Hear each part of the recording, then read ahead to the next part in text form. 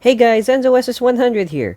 Welcome to episode 1 of recreating Decked Out using command blocks in Bedrock Edition. I am so excited for this series because I have been thinking about this project since Decked Out came out and all the other hermits were like playing with it and it's so cool. TangoTek, you are a genius. You are an absolute genius with creating this game, and I am so glad that the community even allowed me to recreate your game. And I hope to do the best I can.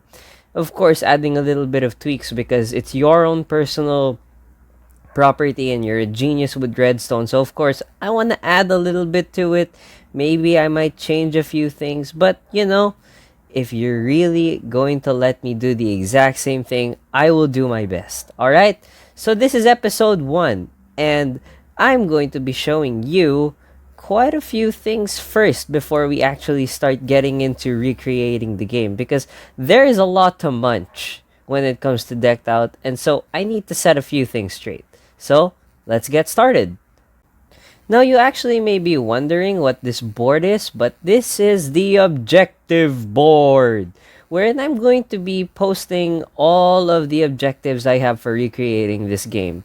But before we do the objectives, we need a main objective right here, which is setting out the space of where we're going to recreate the game. And it's actually across this line right here, all the way to that end and all the way to that end. And I have a command block to actually let us know what the starting point of the game is.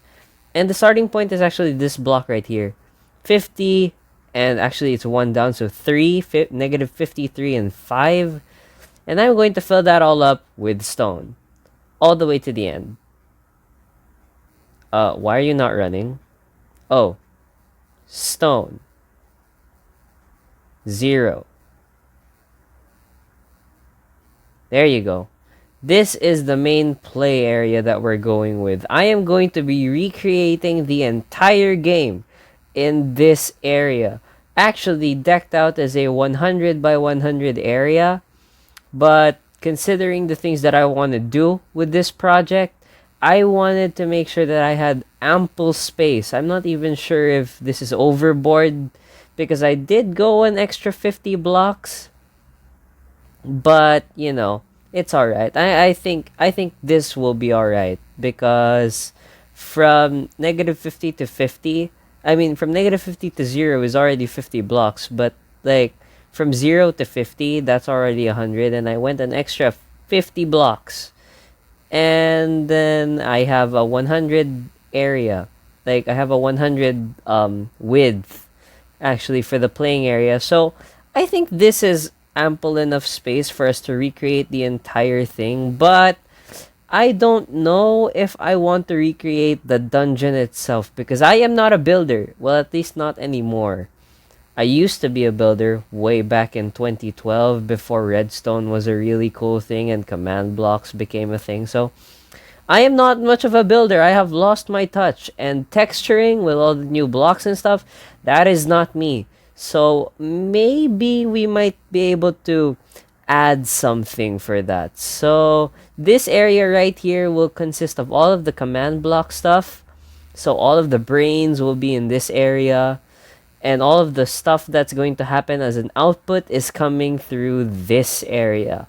And I believe that this is the best place to have a starting point. So this area right here, and the dungeon is going in that direction, so that we're going from negative to positive, So this is going to be the starting area.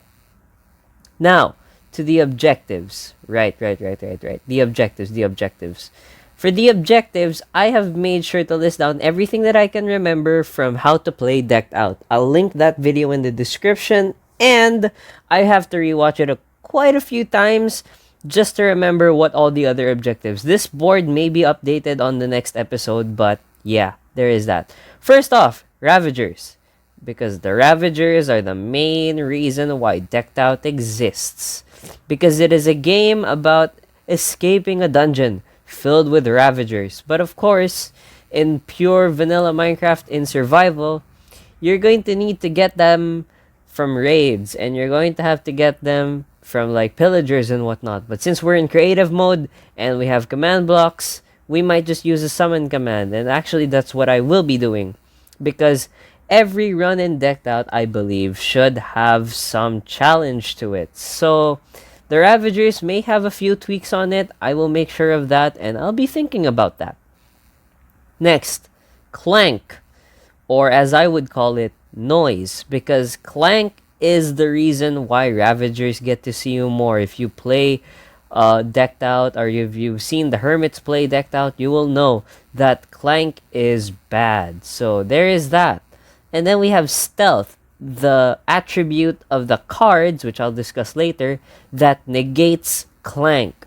So basically, if you have a Stealth card on, which, well, we can move into the cards. If you have a Stealth card on, it can activate stealth noises that do not reduce Clank, but they negate it. So instead of gaining Clank, you don't get Clank. But the Clank that you get from previous parts of the run, wherein the stealth did not activate, well, that stays, that retains. It doesn't subtract the Clank, it only negates the supposed added Clank. I think I might have to edit in a formula for that, but you know, come on, it's basic, you guys can get it, I'm sure. Then we have Loot Finder, that's the next card. Loot Finder allows you to get extra coins in the barrels, which I think I have a system for that. And Soul Seeker, that's where the Soul Fires come in.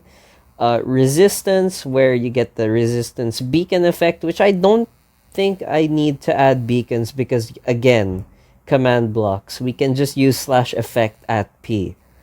And then we have Beast Sense. I actually have not at all tested out Beast Sense on Bedrock Edition because as far as I can remember, I don't think we have that because first and foremost, we don't even have spectral arrows in the inventory. If you check your arrows, there is no such thing as spectral arrows in here at all. It's like slow falling, slowness. There's no spectral arrows, so I don't think that we might be able to pull this off, but I think there is a way. I have to believe there's a way. Ringing a bell is supposed to be the one that highlights the mobs. So we'll think of something with that, yo. And then there's tiers, because if you've seen Decked Out, you'll know that there's tier 1, 2, and 3 for Stealth, for Loot Finder, Soul Seeker, Resistance, and Beast Sense.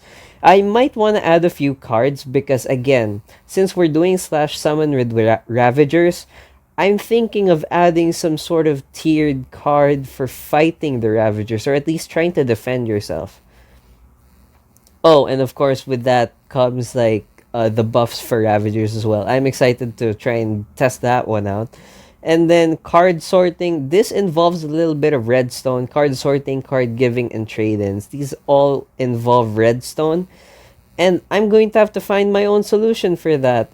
Especially the card sorting, because I can integrate a way to detect what card comes in and to know what scoreboard objective to add to that. But like the card giving at the end of your run when you exit, that's a little bit tricky. I'm not sure how I'm supposed to do that, but I'm guessing it will be somewhere in the end. We'll see. And the trade-ins in the main hall where you can trade in cards, I might have to change the mechanic for this a bit because that is way too much cards to like card combinations, because we have 1, 2, 3, 4, 5 cards, and we might add the 6th. So 6 factorial times 2 factorial. I'll do the math on my own for that, but basically that's it. So that's how many combinations we might get, and that's honestly a lot. So I might have to figure out a different way to do the trade-ins. So yeah, there is that. So why don't we actually get started with the actual recreation of the game? So basically, when you enter in the dungeon, well, not really the dungeon, well, the main hall of Decked Out, you find yourself a board with your artifacts. Like when you first start out, you just get a board full of item frames. You get 12 slots. Wow, I actually got that right. So this is your slots for like your artifacts and all. And then you go over to some sort of area to like put in your key and go up to go into the dungeon, because there are slightly different levels to this, but I want to change that again and try to add different floors, but we'll see. So basically, this is the main area where you have your item frames with all your artifacts. So we might have to move a little bit more, and then somewhere around this area will be the part where the lobby comes in. Actually, there may need to be a few more command block areas in this play area, and not just over there in the brains, because in the brains area, that's where a lot of scoreboard stuff is going to happen. All that weird redstone block scoreboard action. And then basically this episode is purely just layout, because I am still wondering where I'm supposed to start, because decked out is big. It is so big that the first episode that I watched, episode 41 I believe, when Tango started laying out the dungeon, he started off with building it. And that's the problem. I don't build, so I don't know what I'm supposed to be doing. So, I'm guessing we're gonna start off with the Ravagers, I guess. So the first thing that we want to note is the spawn points of these Ravagers. So let's say that the dungeon is okay. So this is the hall. We go a few blocks, so probably about here. No, that's negative 31. I'm kinda not into the unbalanced numbering, so that's the reason why I started with negative 50. So I'm guessing somewhere here, negative 30. This will be the starting point of where the dungeon is going to be. I'm guessing that's enough, considering I'm just the one player. So this is going to be the starting point of where the dungeon is. Now, we're going to have to figure out where the spawning spaces for these Ravagers, because the Ravagers are going to have to spawn in random places. These Ravagers cannot spawn in places that are that are confined, because we want them to explore and we want them to find the player. Now, I'm guessing somewhere near the edges will be fine, and then they'll just wander in somehow. So I'll have one spawning space right here, and one spawning space right here, one over here, one over here, one over here, one over here, and here, and here, and here, and I'll cut back to you guys when I'm done placing these spawning spaces.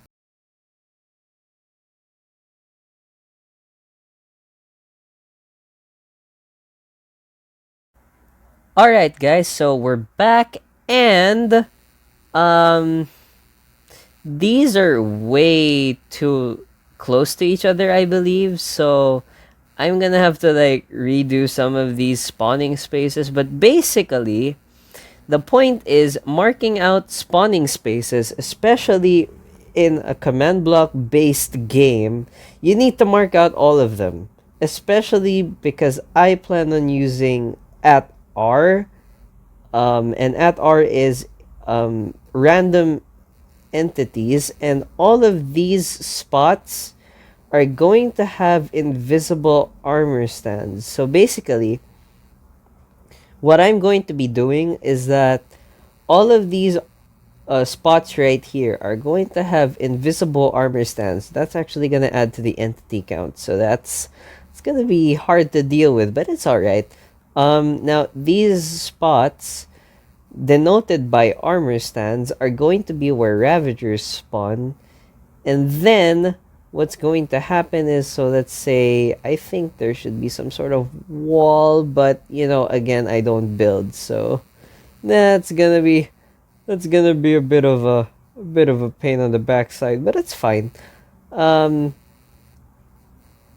these spawning spaces are going to denote like how many Ravagers can actually be spawned in, and we're not going to spawn that many Ravagers, by the way. What we're going to be doing is we're going to just pick a couple spots. So basically, what the command block is going to do is it's going to pick a random spot, or at least 2 or 3 random spots where an armor stand is, where an invisible armor stand is, or at least where the block is denoted. Because what we can do is that an armor stand is in the brains instead of here.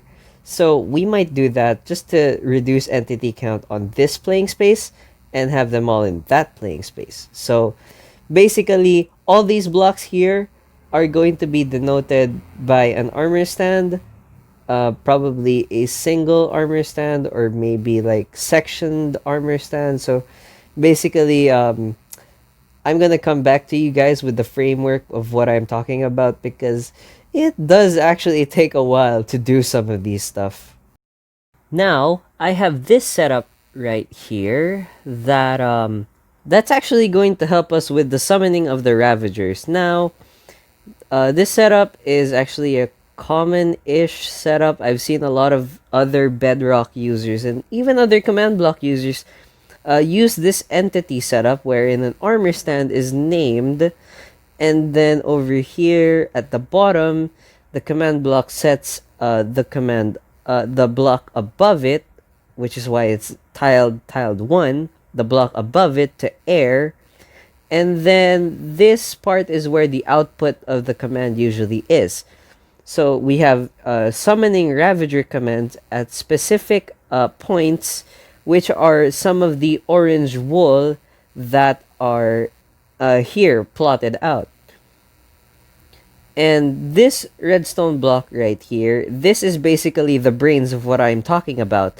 Because what can happen here is that a redstone block will be placed here with the same set block command over here at the bottom to be placed here. And then what can happen here in the main area is that when a player presses the button to start the run, it sends a command block. It sends a signal to a command block that makes it that a redstone block is placed here, which then summons the Ravager.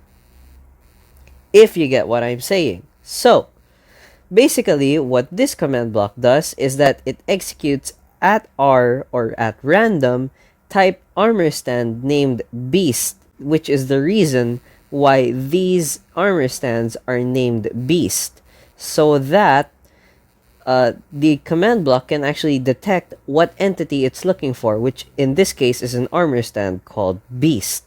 And then it's just tiled, and then set block, which is the actual command we're looking for, set block tiled -2, or 2 blocks below, because this entity right here, this is the tiled -1. So we're looking for tiled -2, and then we're going to set that to a redstone block, which is a powered redstone item, and then it activates this command block, which then sets it to air, but then it also runs this command. So if we test it out, you'll see that one of these armor stands will have a redstone block, and if we look over in the playing area, there will be a Ravager. So as you can see, this one right here is the one that got the command block activated. So it's 24 and 39. So if we check, as you can see, it spawned actually right here. As you can see, we have a Ravager. So yeah, this is basically the brains of how we're going to be summoning Ravagers for this game. And honestly, I think that that's quite a lot to pack in. Oh, and this chain of commands right here, don't mind this. This is just killing all entities so that I could kill even the Ravagers. But take note that safety precaution, put here type not type exclamation point armor stand, because these are also considered as entities, and so if we kill them, if we kill all entities, uh, these armor stands will be taken with the kill command. So basically, boop, as you can see, even the armor stands were taken out, but even the Ravagers were taken out. So yeah, this is a lot to pack for the first episode. So I think that that's good enough. I will be modifying all of this off cam, and I'll show what I have for it in the next episode. So basically, we have note 1 for the objective board technically complete. So yeah, if you guys enjoyed the video, leave a like, and if you want to know more about Decked Out, I'll link TangoTek's channel in the description. I do recommend that you guys watch Hermitcraft and Hermitcraft Season 7. It's been a blast watching the Hermits. So I will link even his tutorial for how to play Decked Out in the description, because that is also my reference for how I'm supposed to be building this game. Other than that, if you like that, consider subscribing and leaving a comment, any suggestion, any more efficient solutions to this. And follow me on Twitter, because I will be posting updates for the game as well. Other than that, I've been EnzoS100, signing off.